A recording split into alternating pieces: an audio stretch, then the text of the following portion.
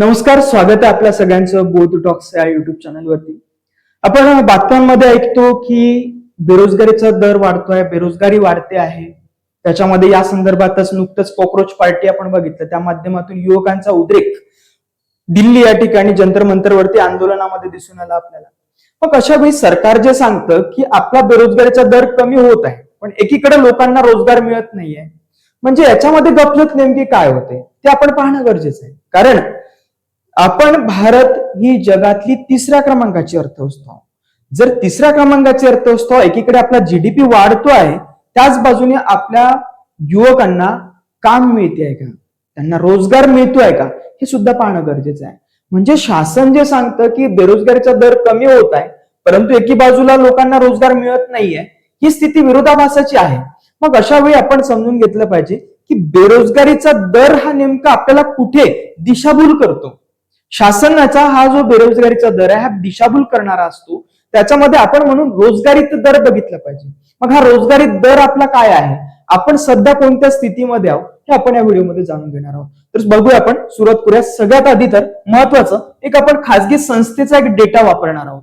ती खासगी संस्था म्हणजेच अर्थात centre for monitoring Indian economy नावाची एक संस्था आहे. ह्या संस्थेचा डेटा का आपण याच्यामध्ये घेतो, कारण शासनाचं जे काही अंमलबजावणी मंत्रालय आहे किंवा त्याच्यामध्ये सांख्यिकी कार्यक्रम अंमलबजावणी मंत्रालय, या मंत्रालयाचा डेटा हा सातत्याने येत नाही. 2011-12 पर्यंत तर यांनी 5 वर्षांनी डेटा काढलेला आहे बेरोजगारीचा. म्हणून हा कुठेतरी आपल्याला सातत्याने बेरोजगारीचा दर माहिती पडणारा डेटा आवश्यक आहे. मग याच्यासाठी जर बघितलं आपण तर 2017-18 पासून सरकारने सातत्याने हा डेटा काढणं चालू केलं. 2017-18 पासून मग याच्यामध्ये दर वार्षिक हा डेटा काढला जातो. याच्यासाठी आपल्याकडे पिरियडिक लेबर फोर्स पार्टिसिपेशन सर्वेक्षण असतं ते सर्वेक्षण या वर्षाला काढलं जातं. मग आता सरकारने मजेशीर गोष्ट अशी, 2017-18 सरकारने हे तर वार्षिक काढायचं ठरवलं आणि रिपोर्ट आला सुद्धा, आणि सरकारने हा स्वतःचाच रिपोर्ट फेटाळला सुद्धा. त्याचं कारण असं की हा जो काही 2017-18चा वार्षिक जे काही बेरोजगारीचा दर आहे, तर तो गेल्या 45 वर्षांमध्ये सगळ्यात जास्त आहे. म्हणून सरकारने हा रिपोर्ट फेटाळलेला होता. हे एक सुद्धा त्याच्यामध्ये महत्वाचं कारण आहे. म्हणून आपण या खासगी संस्थेचा डेटा या ठिकाणी घेण्याचा ठरवलं की काय सांगते संस्था. तर तत्पूर्वी आपण काही संकल्पना बघितल्या पाहिजे की वर्किंग फोर्स म्हणजे काय, कार्यक्षम लोकसंख्या म्हणजे काय, बेरोजगारी त्याच्यावरून आपल्याला काढायच्या वेगवेगळ्या संकल्पना थोड्या आहेत. तेवढं आपण समजून घेतलं, जर जगताना आपल्याला एवढं जर समजलं तर नक्की आपलं जगणं सुकर होतं. बघा, याच्यामध्ये असं समजूया आपण 100 एवढी लोकसंख्या आहे आपल्या देशाची. 100 लोक आपल्या देशामध्ये राहतात. त्याच्यामध्ये अगदी बालकांपासून तर वृद्धांपर्यंत, जो आजपर्यंत जिवंत आहे असे लोक, असं पकडूया 100 लोक. आता 100 लोकांपैकी सगळे लोक काम करणारे आहेत का? नाही. याच्यामध्ये कोणते लोक काम न करणारे? 15 वर्षाच्या आतमधले आणि 60 वर्षाच्या प्लस वाले, हे लोक काम न करणारे आहेत. यांना आपण वर्किंग फोर्स मध्ये पकडत नाही. म्हणजे ही जे काही उरलेली लोकसंख्या आहे, म्हणजे 15 वर्षापेक्षा जास्त आणि 60 वर्षापेक्षा आतले, असे करून आपल्याकडे जर आपण पकडलं, असं म्हणूया आपल्याकडे 60% लोक किंवा या 100% लोकांपैकी 60% लोक हे आपल्याला वर्किंग फोर्स मध्ये आहे, म्हणजेच कार्यक्षम आहेत. कार्यक्षम काम करू शकतात हे लोक. म्हणजे 16 वर्षाचं पोरग असेल ते काम करू शकतात. परंतु आपण एक पकडूया, कार्यक्षम लोकसंख्या हे 60 लोक झालेत असं म्हणूया. आता याच्यामध्ये एक महत्वाचं की 60 लोक जे आपण पकडले कार्यक्षम वाले, ते खरंच काम करतात का? 60 लोक म्हणजे आपण 15 वर्षापासून ते 60 वर्षापर्यंतच्या लोकांना कार्यक्षम मध्ये पकडलं, तर एवढे लोक काम करतात का? तर नाही. ते एवढे लोक इकॉनॉमीमध्ये काम करत नाही, कारण त्यापैकी 16 ते 30 वर्षापर्यंत तो लोक शिकतच राहतात. शिकत राहतात, ते इकॉनॉमीमध्ये येत नाही काम करायला, किंवा त्याच्यामध्ये काही लोक म्हातारे झाले असतात, काही विकलांग असतात, या सगळ्या गोष्टी असतात. अशा लोकांना आपल्याला वगळावं लागतं. मग असं वगळून 60 लोकांना वगळून आपल्याकडे जो काही एक डेटा मिळतो, बघा असं पकडूया आपण की 10 लोक, या 60 जणांपैकी 10 लोक शिक्षण घेत आहेत, किंवा वेगवेगळ्या त्याच्यामध्ये कोणी निराश झालेला आहे, नोकरी शोधता कोणी अभ्यास करताय, एमपीएससीचा अभ्यास करताय, स्पर्धा परीक्षांचा अभ्यास करताय, आणि तो तिथे बसलेला आहे. अशा लोकांना आपण यामध्ये कार्यक्षम मध्ये पकडतो. ठीक आहे, या कार्यक्षम पैकी 10 लोक हे त्याच्यामध्ये वगळले आपण. तर उरले किती आपल्याजवळ? तर 50 लोक उरले, कारण 10 लोक त्याच्यामध्ये काम करत नाहीयेत, जाणीवपूर्वक काम करत नाही आणि ते नोकऱ्या शोधत नाहीयेत. तर ते फक्त अभ्यास करतात किंवा शिकत आहेत किंवा इतर काही गोष्टी करतात, रिकामे धंदे करतात. मग असे 50 लोक जे उरले आपले, तर त्या 50 लोक म्हणजे जे प्रॉपर आहेत, आता इकॉनॉमीमध्ये काम करतील असे 50 लोक, याला आपण श्रमशक्ती असं म्हणतो, त्यांना आपण लेबर फोर्स असं म्हणतो. खरी आता इथं गपलत आहे बघा. लेबर फोर्स ही लेबर फोर्स मधले जे प्रॉपर इकॉनॉमीमध्ये काम करू शकतात, मग त्यापैकी किती लोकांना काम भेटलं आणि किती लोकांना काम भेटलं नाही, आपण किती लोकांना काम मिळालं आणि किती लोकांना काम मिळालं नाही, असे लोक, त्याला आपण श्रमशक्तीमधून बघतो बघा. त्याच्यावरून आपल्याला रोजगारी दर आणि बेरोजगारी दर काढता येतो. म्हणजे याच्यामध्ये बघा, बेरोजगारीचा दर दिशाभूल करणारा कसा असतो हे याच्यावरून आपल्याला लक्षात येतं बघा. समजा आता 50 लोक आपण पकडलेत, 50 लोक जर आपण पकडलेत की त्याच्यामध्ये 50 लोक हे आहेत इथे श्रमशक्तीवाले, म्हणजेच लेबर फोर्स वाले, श्रमशक्तीवाले, श्रमशक्तीमध्ये असलेले लोक आहेत आणि प्रॉपर इकॉनॉमीमध्ये काम करणारे लोक आहेत. मग असं म्हणूया आपण, या 50 लोकांपैकी 5 लोक बेरोजगार आहेत. आता 5 लोक जर बेरोजगार आहे, मग या ठिकाणी बेरोजगारीचा दर जर काढतो म्हटलं, म्हणजे याचा अर्थ असं लक्षात घेतलं पाहिजे की या 50 पैकी 45 लोकांना काम मिळालंय, 45 लोक काम मिळालेले आहेत.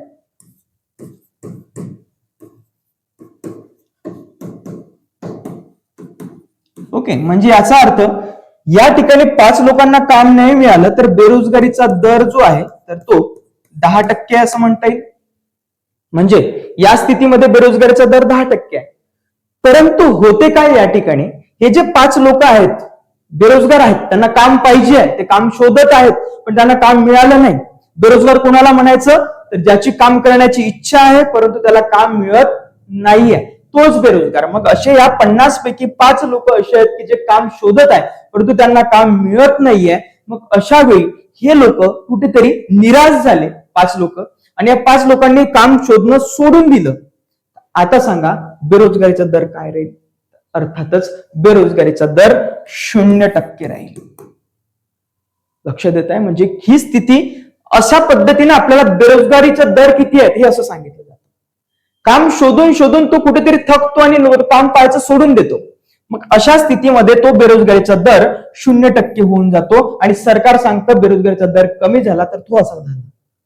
या देशात अनेक युवक आहेत की ते काम शोधत आहे पण त्यांना काम मिळत नाहीये. मग त्याच्यामध्ये मागे सुद्धा आपण एक व्हिडिओ केलेला होता, त्याच्यामध्ये भारतात एफडीआय जो आहे, तो जो रिअल एफडीआय यायला पाहिजे तो येत नाहीये. जर त्याच्यामध्ये फायनान्सर्स काही इन्व्हेस्टमेंट करतात एफडीआयच्या नावाने, परंतु जो रिअल एफडीआय आहे, जो मॅन्युफॅक्चरिंग सेक्टरमध्ये यायला पाहिजे तो येत नाहीये. त्या कारणाने हे असे बेरोजगारी खूप जास्त वाढताना आपल्याला दिसून येते. विद्यार्थी किंवा युवक हे निराश होत आहेत, काम शोधत आहेत, शिक्षण घेतलं त्यांनी पण त्यांना काम मिळत नाही. आता याची कारणं वेगवेगळी आहेत. कोणाकडे स्किल नसतं, कंपन्यांना कुठेतरी अनुभवी लोक पाहिजे असतात, कंपन्यांना त्यानंतर कौशल्य असलेले लोक पाहिजे असतात, ती मिळत नाहीत. त्या कारणाने यांना सुद्धा काम मिळत नाही. मग अशा पद्धतीने खूप मोठ्या प्रमाणात आपल्या देशामध्ये पाहायला मिळतं. म्हणून म्हणतो की युवकांनी कुठेतरी स्किल घेतलं पाहिजे, कौशल्य घेतलं पाहिजे. कोणतंही कौशल्य असो, जे प्रोडक्टिव्ह कौशल्य असेल ते आपण घेतलं पाहिजे, जेणेकरून आपल्याला नोकऱ्या मिळतील. असं निराश होण्याचं काम पडणार नाही. अनेक आजही बघतो आपण 30-35 पर्यंत जातात लोक पण त्यांना नोकऱ्या मिळत नाही, निराश होऊन जातात, शेवट घरी बसून राहतात. असं मुंबई पुण्यात कमी आहे, परंतु आपल्या बाकी विदर्भाच्या भागामध्ये, मराठवाड्याच्या भागामध्ये खूप मोठ्या प्रमाणात आढळून येतं. आणि असं करून सरकार सांगतं आमच्यात बेरोजगारीचा दर कमी झाला. अरे सरकारचं हे समजून घेतलं पाहिजे, बेरोजगारीचा दर कमी नाही तर जे लोक निराश झाले त्याच्यामुळे बेरोजगारीचा दर कमी दिसतोय तुम्हाला. म्हणून याच्यासाठी आपण बघितलं पाहिजे किती लोकांना रोजगार मिळतोय. जर आपल्याला बेरोजगारी समजून घ्यायची असेल तर हे समजलं पाहिजे रोजगार किती लोकांना मिळाला आणि त्या रोजगाराचा दर काय आहे हे आपण पाहिलं पाहिजे. मग रोजगाराचा दर समजून घ्यायसाठी बघा, एक नुकताच डेटा जर बघितला आपण, या संस्थेने जारी केलेला, गेल्या 10 वर्षामध्ये भारताचा रोजगार दर त्यांनी सांगितलाय ह्या वाढण्याऐवजी कमी झालेला सांगितलं. हा रोजगार दर वाढत नाहीये, तर उलट कमी झालेला आहे. दर संख्याने बोलत आहे आपण, तर रेट जो ज्या स्पीडने व्हायला पाहिजे जनरेशन, एम्प्लॉयमेंट जनरेशन, त्या रेटनी होत नाहीये. हे त्याच्यामध्ये सांगण्याचं त्यांचं तात्पर्य आहे. म्हणजे कसं, तर भारतामध्ये 2016 मध्ये जर बघितलं, म्हणजे 10 वर्षापूर्वी जर बघितलं, तर या ठिकाणी भारतात सुमारे 40,60,00,000 लोकांना नोकऱ्या होत्या 2016 साली. मग 2026 साली किती आहेत, म्हणजे आजपर्यंत साधारण 23,80,00,000 लोकांना नोकऱ्या मिळाल्या. म्हणजे 43,80,00,000 लोकांना, 43,80,00,000 लोकांना आज नोकऱ्या आहेत. आणि 2016 मध्ये 40,60,00,000 लोकांना नोकऱ्या होत्या. म्हणजे गेल्या 10 वर्षात फक्त 3 कोटी नोकऱ्या वाढल्यात का? आणि हे 3 कोटी नोकऱ्या वाढण्याचं कारण काय? आज देशामध्ये 60% युवकांची संख्या आहे. 140 कोटी लोकसंख्या आपली होत आहे. ही एवढी लोकसंख्या असताना आपला जो रोजगार दर आहे, फक्त लोक काम किती करत आहेत, तर 43 कोटी लोकांनाच रोजगार आज रोजी आहे, की जेणेकरून या ठिकाणी 60% लोक हे युवक आहेत, तरुण आहेत. त्यापैकी किमान 50 ते 60 कोटी लोकांना तरी रोजगार मिळणं अपेक्षित होतं. म्हणजे निम्म्या तरी लोकसंख्येला या ठिकाणी रोजगार मिळणं अपेक्षित आहे, परंतु तो रेटच नाही आहे रोजगार वाढण्याचा. कारण विदेशी गुंतवणूक भारतामध्ये जास्त प्रमाणात येत नाही, म्हणजेच रिअल एफडीआय भारतामध्ये जास्त येत नाहीये. त्याच्यानंतर युवकांकडे स्किल नाहीये. हे त्याचे अनेक कारण आपल्याला या ठिकाणी दिसून येतात. आणि त्यातल्या त्यात जो कृषी क्षेत्र आहे आपलं, त्या कृषी क्षेत्रामधून लोक उद्योग क्षेत्रामध्ये यायला तयार नाही आहेत, कारण त्यांना स्किलच नाहीये. हे सुद्धा त्याच्यामध्ये कारण आहे. तर यामध्ये जर बघितलं तर तुम्हाला वाटेल का की नोकऱ्या वाढल्या म्हणून, तर नोकऱ्या वेगाने वाढल्या त्यापेक्षा कितीतरी पटीने जास्त वेगाने आपली लोकसंख्या आणि नोकऱ्या मागण्यांची तरुणांची संख्या सुद्धा वाढत आहे. नोकऱ्यांची संख्या वाढली असेल, या ठिकाणी संख्या जरूर वाढलेली असेल, परंतु दर नाही वाढलेला आहे. हे एक सगळ्यात महत्वाचं या ठिकाणी सांगायचं आहे. तर या ठिकाणी बघा, पुरुषांचा रोजगाराचा दर जर बघितला आपण तर काय आहे पुरुषांच्या संदर्भामध्ये, पुरुषांचा रोजगार दर आणि महिलांचा रोजगार दर.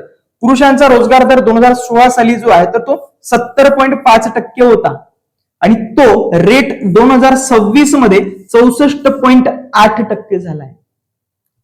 आहे की नाही कुठेतरी चिंता करण्यासारखी गोष्ट. पुरुषांच्या बाबत 70% 2016 रेट होता रोजगार मिळण्याचा, तो रेट आता 64.8% झाला 2026 मध्ये. हे गंभीर आणि चिंताजनक आहे. त्याच्यानंतर महिलांच्या बाबत विचार करूया. महिलांच्या बाबत 2016 साली 11 ते 8% एवढा रेट होता नोकरी मिळण्याचा, त्याच्यामध्ये सुद्धा कमी जाऊन 9.4% मिळत आहे. म्हणजे याचा अर्थ त्याही पेक्षा दुविधा आहे. आपण एकीकडे म्हणतो की संसदेमध्ये महिलांचं सक्षमीकरण करण्यासाठी त्यांना आपण रिझर्वेशन करण्यासाठी विधेयक आणतो, परंतु एका बाजूला त्यांचा जो काही रोजगाराचा दर आहे तो कमी होत आहे. ही चिंताजनक नाहीये का? याच्यावरती शासन कधी विचार करेल हे आपण याच्यामध्ये बघितलं पाहिजे. कुठेतरी या गोष्टीचा विचार झाला पाहिजे. हे सुद्धा यामध्ये खूप महत्वाचं असेल. एक ग्राफ आपल्याला पाहता येईल याच्यामध्ये, जो एम्प्लॉयमेंटचा ग्राफ आहे की किती लोकांना रोजगार किती टक्के मिळत आहे कोणत्या काळामध्ये. हे जर पाहिलं तर कोविड मध्ये ऑब्व्हियस आहे की तो रेट कमी झालेला असणार रोजगाराचा. तर बघा 2016 साली हा 42.7% होता 2016 साली. हा ग्राफ इकडे कमी कमी होता 16-17 पासून 18, 19, 20 मध्ये तर रोजगार अनेकांचे गेलेले होते बिकॉज ऑफ कोविड है ना. त्या कारणाने मग नंतर वाढायला लागले तर तो खूप जास्त नाही वाढले. तर हे 2025 मध्ये हा रेट किती होता, 28.7% होता फक्त. हे आपण या ठिकाणी इंडियन एक्सप्रेसची ही बातमी आहे, इंडियन एक्सप्रेसचा हा आर्टिकल आहे, त्याच्यावरला हा डेटा आहे. हे आपण समजून घेतलं पाहिजे. हे फार भयंकर आहे की ज्या ठिकाणी 2016 साली 43% एवढा रोजगार होता, तो आज या ठिकाणी ओव्हरऑल स्त्री आणि पुरुष, महिला आणि पुरुष दोघांचेही विचार करून हा डेटा काढला गेलेला आहे. तर या ठिकाणी यांना 42.7% रोजगार होता, तर आता फक्त 38.7% 2025 मध्ये, 25-26 या वर्षामध्ये. म्हणजे हे कुठेतरी चिंताजनक आहे. म्हणून याच्यावरती विचार केला पाहिजे. जर रोजगार स्वर्ग असेल तर बेरोजगार हे नरक आहे, असं सुद्धा या आर्टिकल मध्ये म्हटलं गेलेलं आहे. म्हणून शाश्वत आपल्याकडे रोजगार निर्माण व्हावा यासाठी विदेशी धोरण आपलं चांगलं असलं पाहिजे. आर्थिक व्यवस्था आपली स्थिर असली पाहिजे. त्यामध्ये आपल्याला सोनं कुठेतरी विकावं लागतं आरबीआयला, हे स्थिती दिसून येत आहे. त्याच्यामध्ये पेट्रोल नाही किंवा क्रूड ऑइल आपल्याला त्याची अडचण जात आहे, ऊर्जेची अडचण जात आहे, ऊर्जेची सुरक्षा नाही आपल्याकडे. त्याच्यानंतर आपलं जे काही धोरण आहे औद्योगिक धोरण, तो आपण नवीन सुधारणा करणं गरजेचं आहे. 1991-92 ला जे आपण औद्योगिक धोरण केलं पेक्षा जास्त सुधारणा याच्यामध्ये आता अपेक्षित असताना हे आता का होत नाही. एक पर्टिक्युलर एकच व्यक्ती खूप श्रीमंत होताना आपल्याला दिसून येत आहे. याचा आपण नक्कीच विचार केला पाहिजे. हा व्हिडिओ आवडला असता नक्की लाईक द्या. धन्यवाद.